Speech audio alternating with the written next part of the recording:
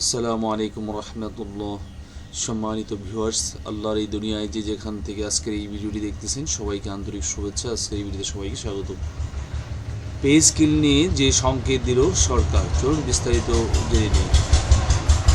দেশে জ্বালানি সংকট, ভর্তুকির চাপ ও ক্রমবর্ধমান রাজস্ব ঘাটতির কারণে সরকারি কর্মকর্তা কর্মচারীদের জন্য নতুন পে স্কেল বাস্তবায়ন নিয়ে অনিশ্চয়তা তৈরি হয়েছে, অর্থ বিভাগ সূত্র জানায়। নতুন পে স্কেলের জন্য প্রাথমিকভাবে প্রায় 40,000 কোটি টাকা বরাদ্দের পরিকল্পনা থাকলেও এর বড় অংশ ইতিমধ্যে জ্বালানি তেলের ভর্তুকি ও ফ্যামিলি কার্ড কর্মসূচিতে ব্যয় হয়েছে। ফলে একসঙ্গে পূর্ণাঙ্গ বেতন কাঠামো কার্যকর করা কঠিন হয়ে পড়েছে।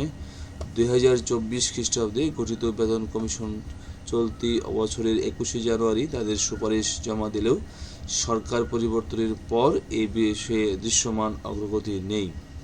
সংশ্লিষ্ট কর্মকর্তারা বলেছেন, 2026-27 অর্থবছরে নবম পে স্কেল ধাপে ধাপে বাস্তবায়নের চিন্তা করা হচ্ছে। এ অবস্থায় সরকারি চাকরিজীবীদের দৃষ্টি এখন আগামী বাজেটের দিকে। তবে দারিদ্র্য বিমোচন, কর্মসংস্থান ও মূল্যস্ফীতি নিয়ন্ত্রণ অগ্রাধিকার পাওয়ায় পে স্কেলের বরাদ্দ নিয়ে অনিশ্চয়তা রয়ে গেছে। উচ্চ মূল্যস্ফীতির চাপে প্রায় 22 লাখ সরকারি কর্মচারী সংকটে রয়েছেন। 2015 খ্রিস্টাব্দের পর নতুন পে স্কেল না হওয়ায় তাদের মধ্যে ক্ষোভ বাড়ছে। দ্রুত সিদ্ধান্ত না এলে প্রশাসনে অস্থিরতা তৈরি হতে পারে বলে আশঙ্কা সংশ্লিষ্টদের। আশা করি বুঝতে পেরেছেন। আজকে ভিডিও এখানে শেষ করছি। ভালো থাকবেন সবাই। আল্লাহ হাফিজ। আসসালামু আলাইকুম রহমতুল্লাহ।